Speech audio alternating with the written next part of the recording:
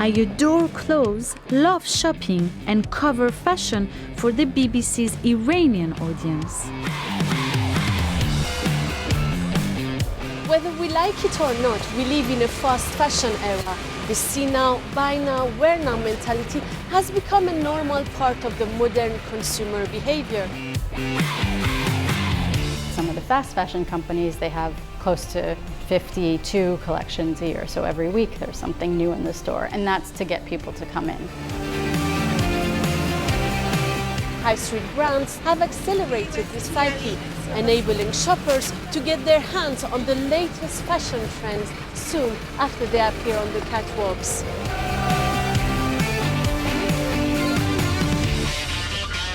But this consumerism, driven especially in the West, is having a devastating impact on our planet.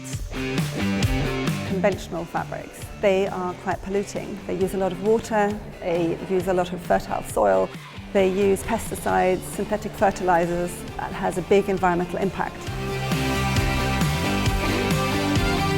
Often we wear our clothes just a few times before throwing them away, meaning millions of garments are dumped in landfill. That onesie fleecy fabric is my pet hate, because we can do virtually nothing with it. But does it have to be this way? I'm going on a year-long journey to meet the farmers, inventors, and designers at the cutting edge of going green. We want to help a farmer be able to tell how much of the plants, the seeds that he planted in the ground have actually come out. We can actually count to the individual plant how many plants are in the field.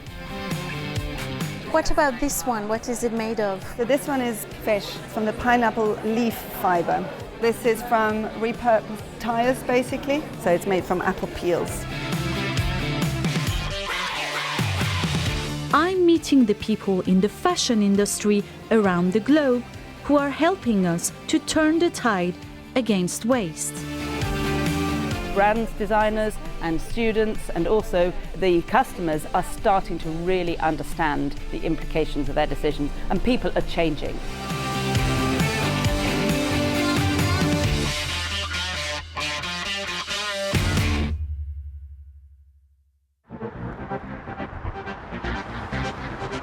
Last year alone, it's estimated up to $3 trillion was spent on fashion. And there are few better places to shop for your latest outfit than here in London's trendy West End.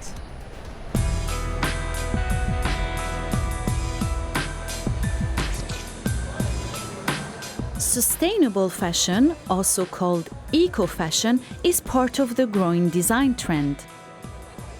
The goal is to create a system which can be supported indefinitely in terms of our impact on the planet.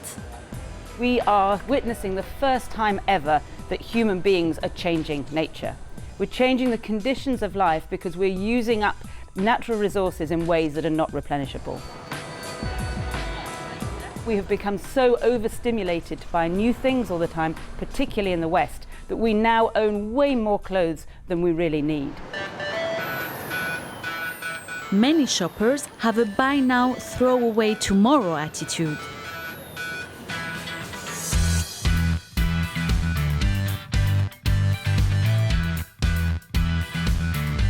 Some are inspired by the top-end catwalk collections.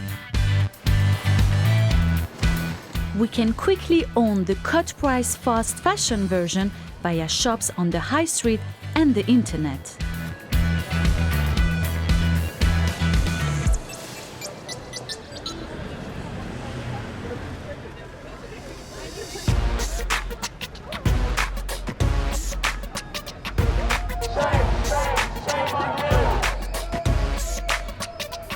Here at London Fashion Week, they are showcasing the rising designers in the industry. Organizers are also keen to showcase a green message. The theme at London Fashion Week is Switch to Green.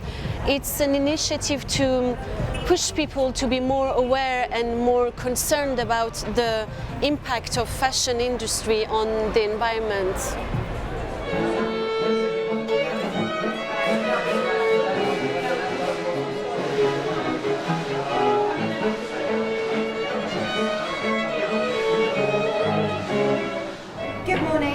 I'm Caroline Rush and I'm Chief Executive of the British Fashion Council.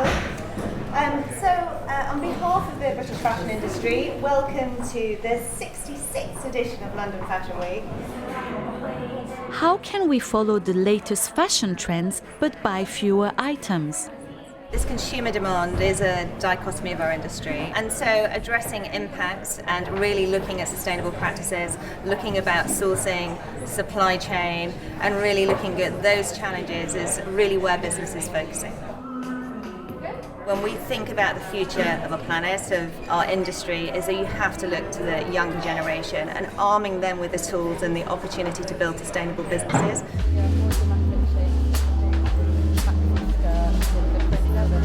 I've been privileged to get behind-the-scenes access to the shows.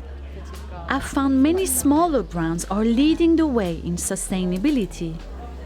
Some designers want us to purchase quality pieces, although at a much higher price. How would you define your style? Quite crafted, but quite modern at the same time. Girly, but tomboyish too. Sadie Williams is one of the rising stars on the London fashion scene. She's a big proponent of upcycling, transforming items using waste materials to make a new piece. What do you do for a more sustainable fashion? Lots of the patches used on things, they'll be from an offcut, and then instead of chucking them away, we'll turn them into something decorative and, upcycle another with them. So that's something that I like to do a lot, or reusing fabrics and then dyeing them for the next season. Do you think that sustainable fashion is more for the rich people? No, not at all. I think there's choices that anyone can make at any level, really.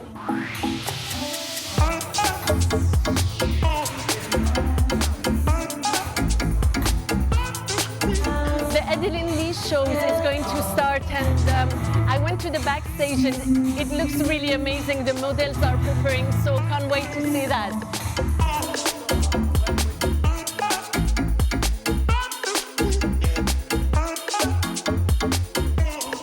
She uses very minimalistic lines, but at the same time very sophisticated and feminine. Sustainability might be all the rage at London Fashion Week, but for the average high street shopper, it's all about getting the latest fashion at the lowest possible price.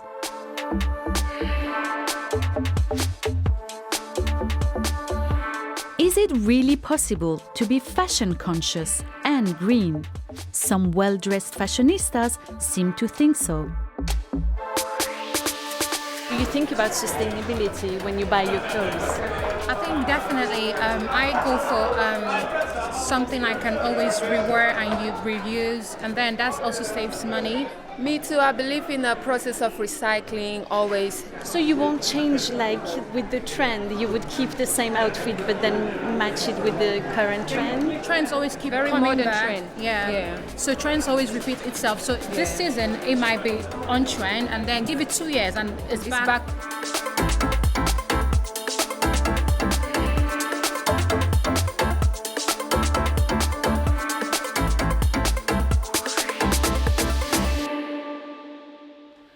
Or if you call that main line and just go through until you get through to someone who's working at London Fashion Week Festival. I mean, she looks beautiful. After the show, the next day, I caught up with the tired and happy designer in person at her London House-Come studio.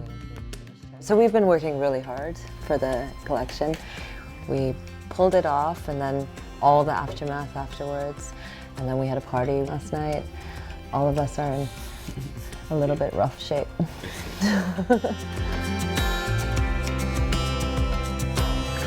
So these are three-dimensional flower shapes.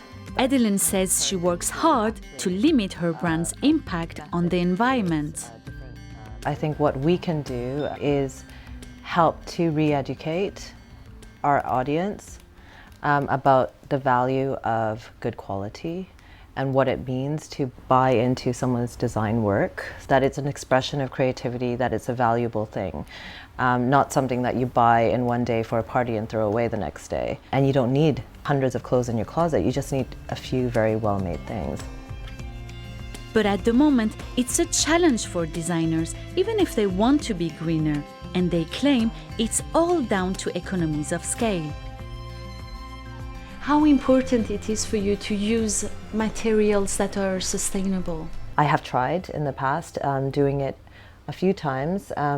It's difficult because the fashion cycle moves very quickly, because we have deadlines that we have to keep to very quickly. The industry is not geared up first for designers like me who are making small collections. It's quite easy to do if you're buying thousands of meters of t-shirt cotton, but not that easy to do if you need tens of meters of a beautiful dress fabric. So it's complicated still. The industry still has to catch up.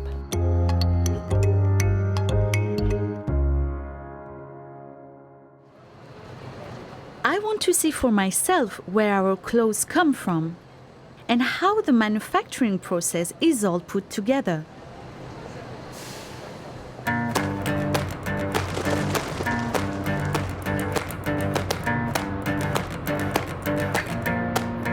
Leaving London behind, I'm going right back to the beginning and heading down to the farm.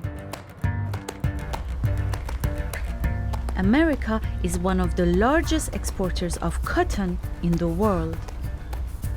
The first cotton seed was planted in American soil as early as the 16th century. Today, over 400 years later, the United States cotton industry is worth over $3 billion.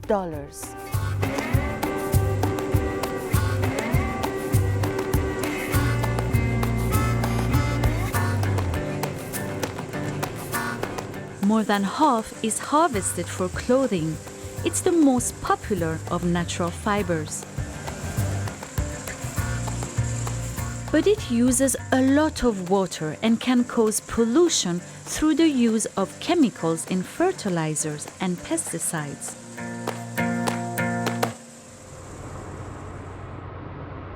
Back in January, I wanted to see how cotton was grown.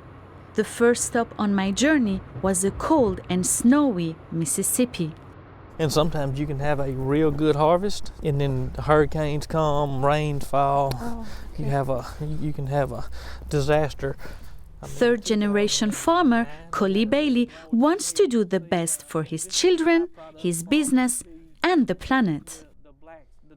I feel like it's better today than it was when my father started farming. For me, I feel like it was better for him than it was when my grandfather started farming.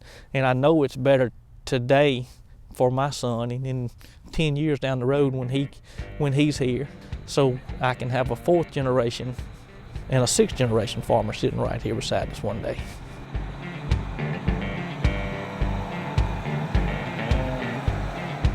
New production techniques means he uses less water, fewer fertilizers, and the farm is generally more efficient.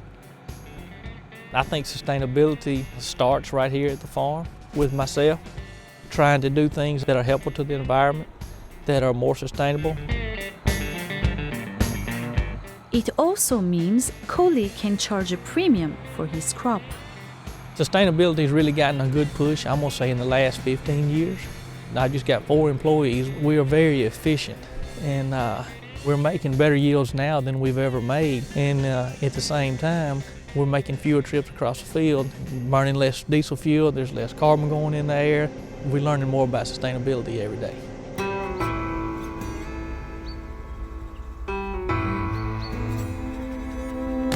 He's proud of helping the environment while at the same time making a quality product for consumers.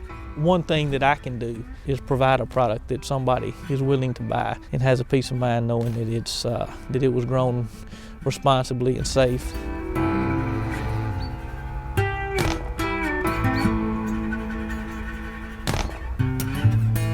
This whole area is cotton country, and lots of livelihoods depend on the success of the crop. Just across the state line lies Black Oak, home to under 300 people. The main employer is the cotton processing plant, or GEAN. The seeds separated out from the cotton, which is what the ginning process is all about. Farmers are criticized for using pesticides, but here they argue they need them to kill aggressive weeds. It wouldn't be feasible for our growers to grow organic cotton because of the really resistant weeds. And we have some serious noxious weeds. One of the main ones we call the pigweed here. It has taken over the south basically. So we have to use herbicides, and we have to use herbicide-resistant seed. We only spray when we have to, because the farmer doesn't want to spend money if he doesn't have to.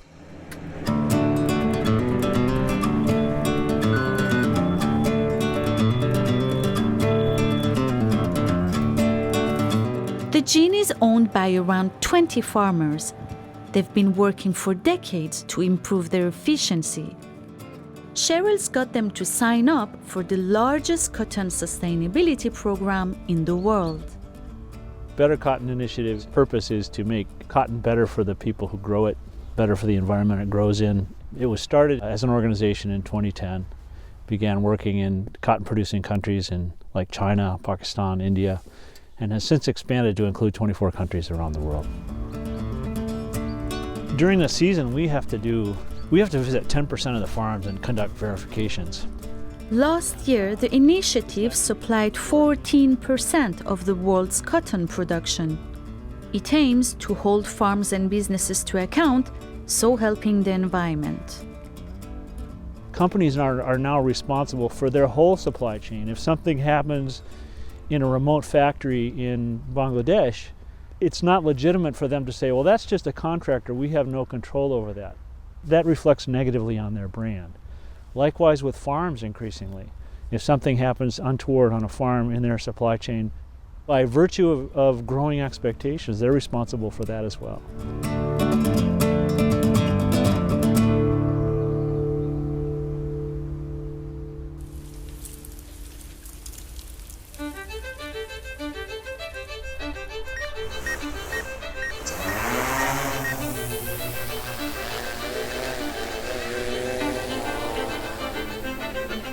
New advances in technology mean the cotton business may soon have some extra help to become even more efficient and green.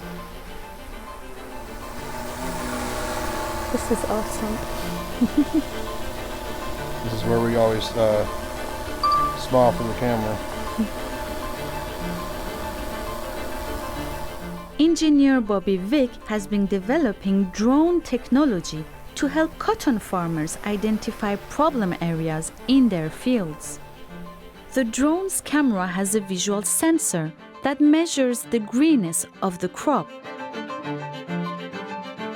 Red and white areas are where the crop is not thriving or non-existent. The farmers, are they receptive to such technology? Absolutely. Early on in the season, we want to help a farmer be able to tell how much of the seeds that he planted in the ground have actually come out. For certain crops, we can actually count to the individual plant how many plants are in the field, and then from that we can inform the farmer about how much fertilizer they need to put on the field or where they need to target apply different herbicides or pesticides. So it's really about more efficiently managing their field so that they can maximize the return on those products that they're putting in when it comes time for harvest.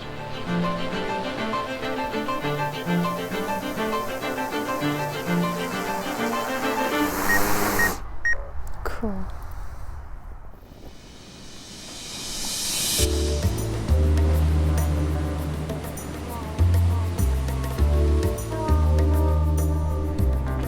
Much of the cotton from America ends up here, Turkey.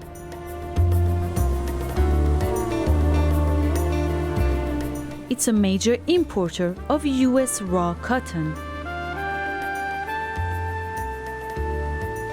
Turkey's fashion industry is worth over $17 billion in exports alone.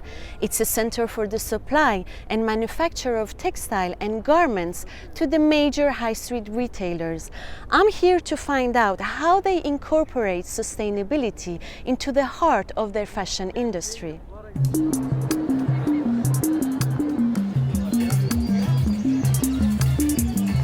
I've come to see for myself what happens to raw materials like cotton in the next stage of the production process.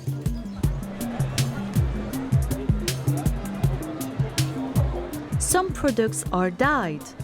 Most manufacturers say it's not possible to use natural dyes on a huge scale. So synthetic dyes are used for cost, vibrancy, and reliability. But synthetic dyes can use a lot of water and also cause terrible pollution. I'm on my way to Bursa, just south of Istanbul. I'm keen to see how some businesses are reducing the environmental impact of the dyeing process.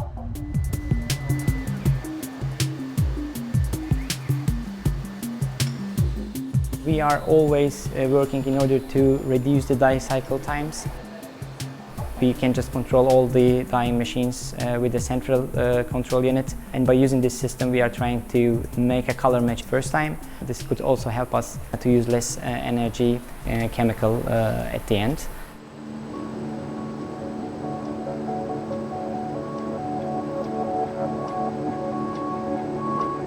Bursa is famous for its textile industry. Many firms say they've been producing clothes in an ethical way long before it was on trend. We are trying to reduce our water consumption. We are trying to use the recycled water in the dyeing process and not to use the fresh water in order to reduce the waste at the end.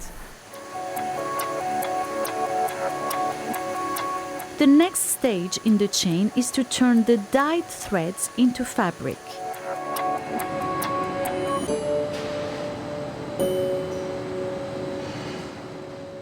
This family-owned company takes its social responsibilities and environmental commitments very seriously. Baran Kayhan is the current manager of Saktash. They've been manufacturing cotton fabrics for nearly 50 years and supply major high street brands throughout Europe.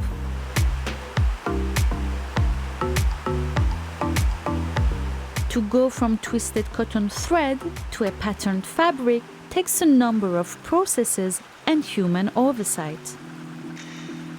This is the inspection table. Here we inspect every single fabric that comes out, every single meter that comes out of the factory.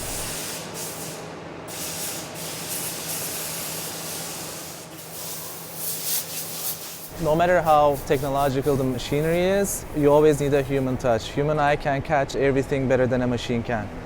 So there's a problem in the knotting, he says. If you want to come take a look where he's pointing, maybe you can see. Oh yeah, it's very tiny, yeah. Yeah, when you have a trained eye, you can see it immediately. We can't. These guys are experts. They can see things from a mile away almost. They pick out the little bits and fix it, a little bit tweezers, and it's good as new. It's magic. It's gone. Yeah, perfect.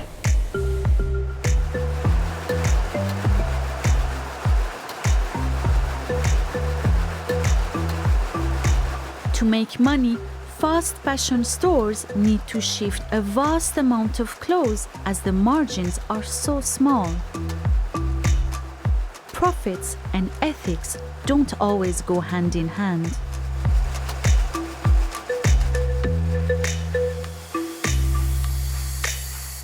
At any given time, a fast fashion company might work with hundreds of suppliers. So I don't know how easy it is to control the whole supply chain. So as a supplier, as a small supplier, when you get that price pressure, you still want to keep the business. You might turn to some more inexpensive options, which might not be as sustainable as what you used before. Over the last decade, Baran says they've reduced water usage by a third and their energy bill by a quarter. Every saving helps conserve precious resources, but also helps the price. But even if cost isn't an issue, we need to think about the impact of our fashion choices on the planet. Next on my journey, I'll be discovering how a small revolution is taking place in fashion hotspot, New York.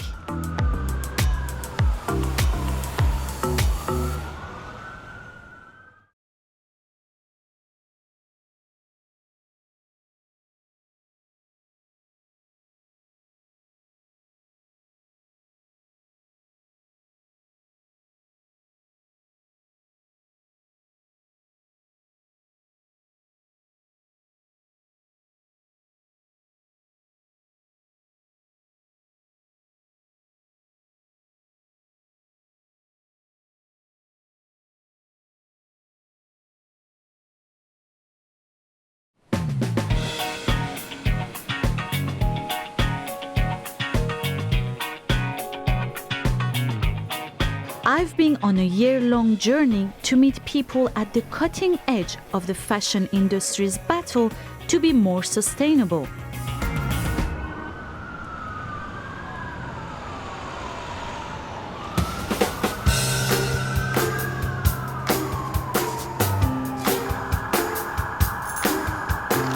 In New York, a small revolution is happening. Here, some businesses are trying to change the way consumers buy their clothes.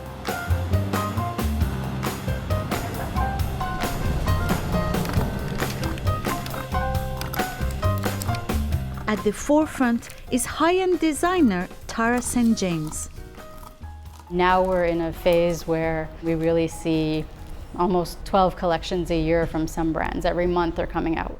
And then if you look at some of the fast fashion companies, they have close to 52 collections a year. So every week there's something new in the store. And that's to get people to come in. That I really love is this twist dress. Cotton from I want to do the opposite of that. And I want to offer really well-made clothing that will last a long time and won't be too trendy.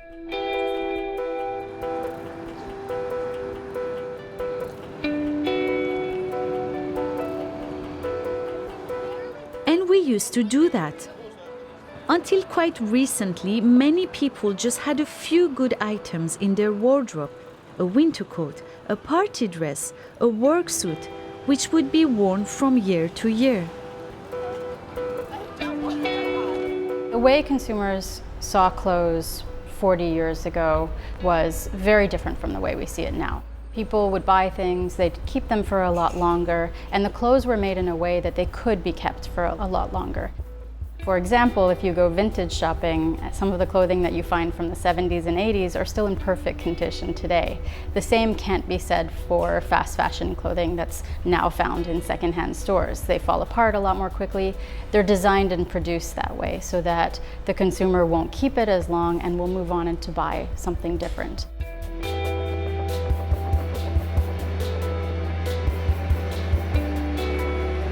More than 15 million tons of used textile waste is generated each year in the USA, and that figure has doubled over the last 20 years. The landfills are starting to become overwhelmed with apparel. So you can imagine how huge that impact is on the environment and on the world.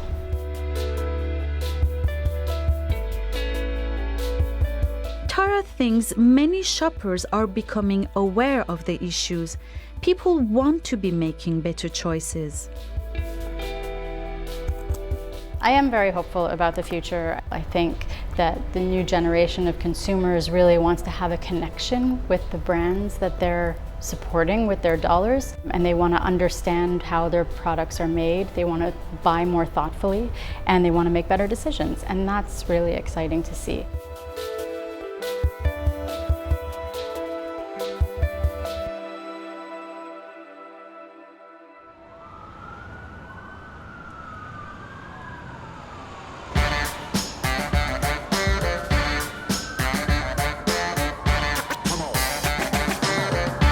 New Yorker Sarah buys into the philosophy that clothes should be valued and kept for a long time.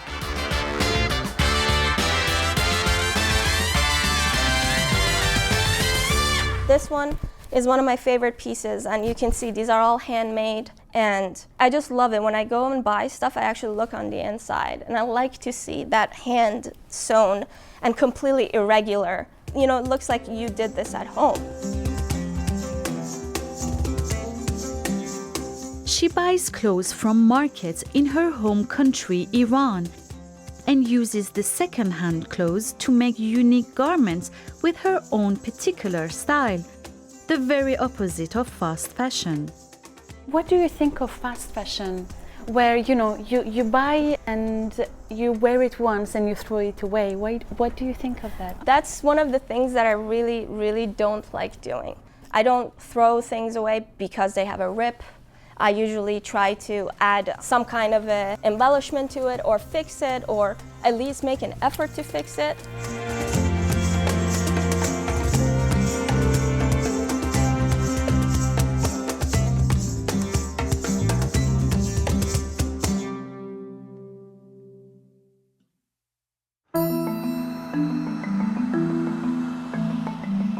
And from recycling on a small scale to recycling on a massive scale, back here in the UK.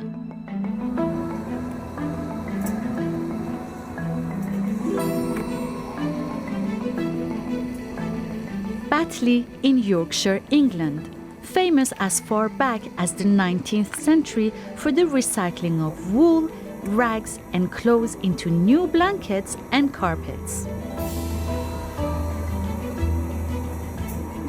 I've come to the largest textile recycling plant in the UK, run by a charity. They have pioneered the reuse of textile so that none go to landfill. As a whole in the UK, the average lifetime of a garment of clothing is estimated at just 2.2 years. Extending that by just 9 months can significantly reduce its environmental impact.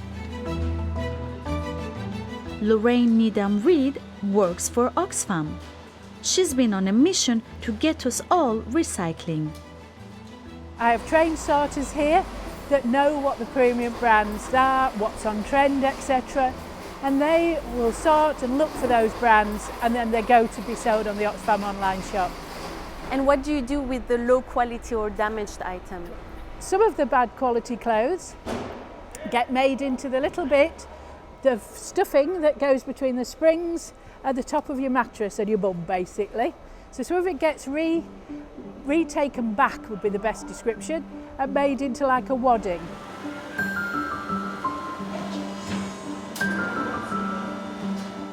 Lorraine and her colleagues try to salvage most materials, but there is one particular product that defeats them all. That onesie fleecy fabric is my pet hate, because we can do virtually nothing with it. And then the others are certain types of polyester. There is quite a bit of research going on at the moment to turn that back from a fabric back into chemicals so it can be respun. But we're just on the edge of that. We aren't there yet.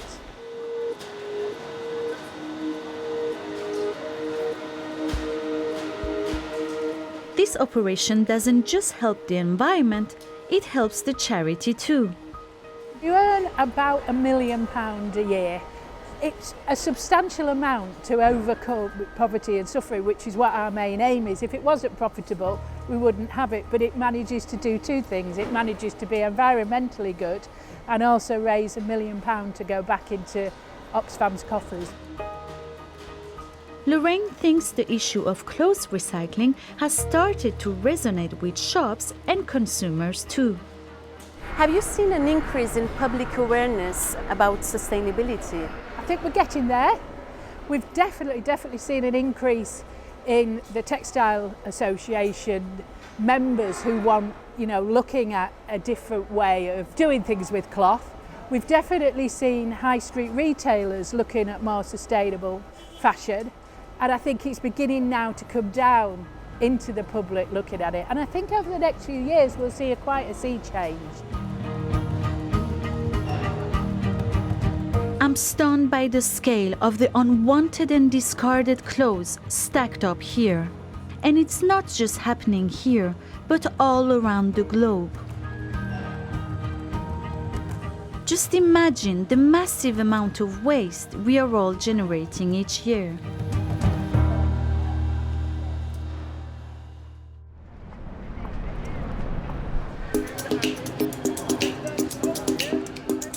Here at the London College of Fashion, young designers are learning how to manage the Earth's finite resources.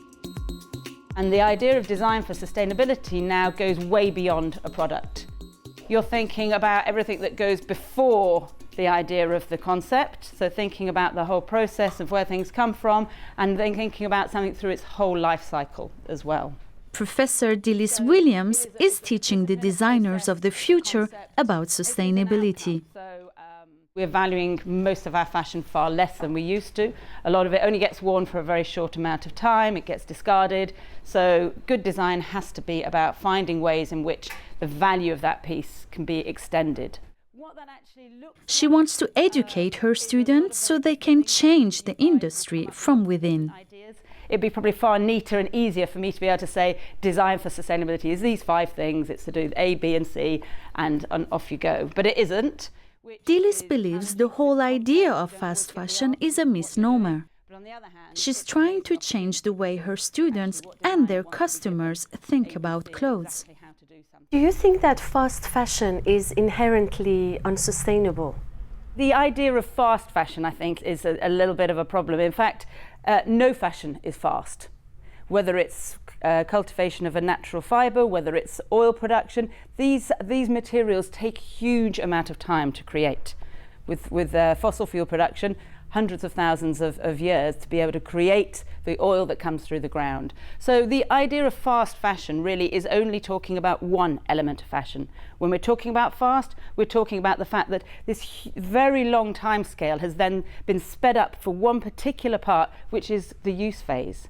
People are buying and discarding things very quickly. But there's a long after effect as well. So actually no fashion is fast, but the idea that we only enjoy something for a very short of time is inherently unsustainable. Students from the college were recently challenged to design a new women's collection using only second-hand clothes. The materials came from a garment collection scheme run in their shops by H&M. Can you show me the garment you made? What I did was combining all these pieces and making a new jumper, making something fashionable, trendy, and completely zero waste. Serena Gaffrey was one of the winners. The competition stretched his creativity as a young designer. I felt restrictive. As a designer, I want to think about new ideas, and I'd like to go bold with it. But with sustainability concept, you are restricted to some certain fabrics, colors, and textures. But you know, the design process is also about finding solutions. The collection was displayed across H&M's London stores. I learned how to be creative with limited resources that I had. And I learned how to be conscious about to make a garment, thinking about my patterns, the layouts, the colors. Also, I realized that sustainability expands beyond that. It's from material, community development, transportation. There are so many elements that as a designer I had to be aware of.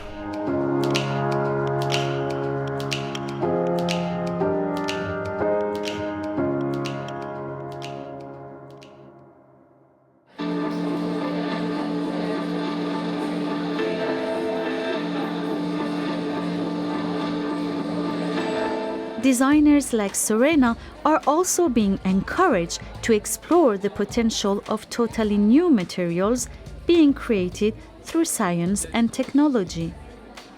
This is the Future Fabrics Expo.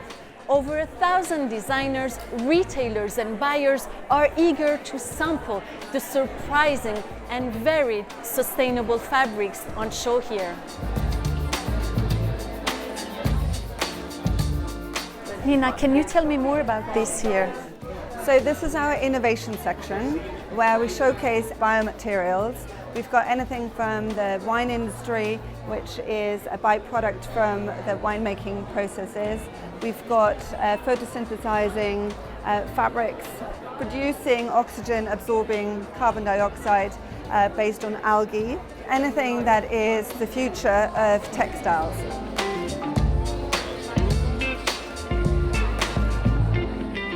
This is very popular.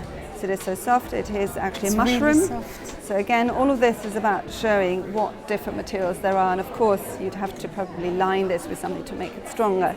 This is mushroom? Yeah, it's from a mushroom. Then we've got biodegradable sequins made of cornstarch, which are actually disintegrating after wearing it 2 or 3 times. And the garment which then has another life once the sequins have dissolved. We've got exciting leather alternatives made from apple peel waste.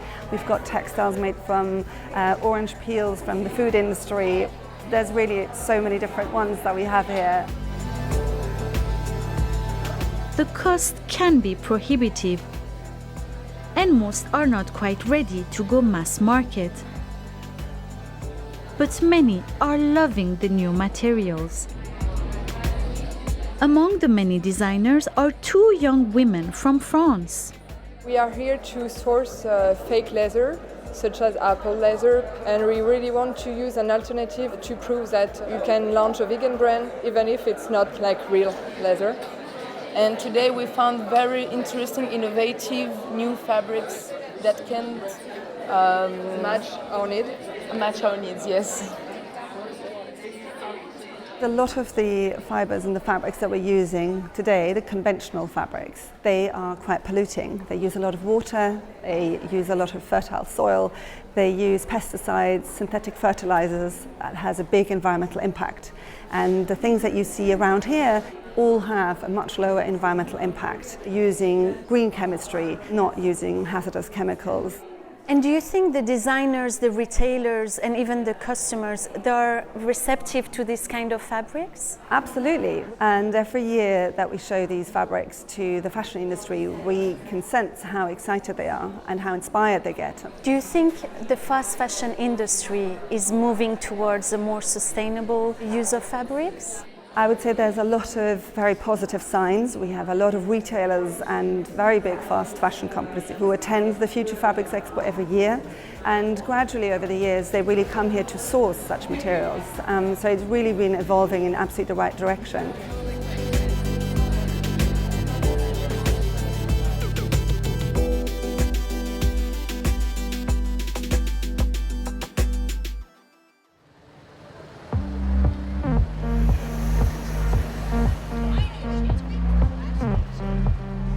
So, as a follower of fashion, but concerned about my impact on the planet, what have I learned? Well, by making small changes to our habit, we can all make a difference.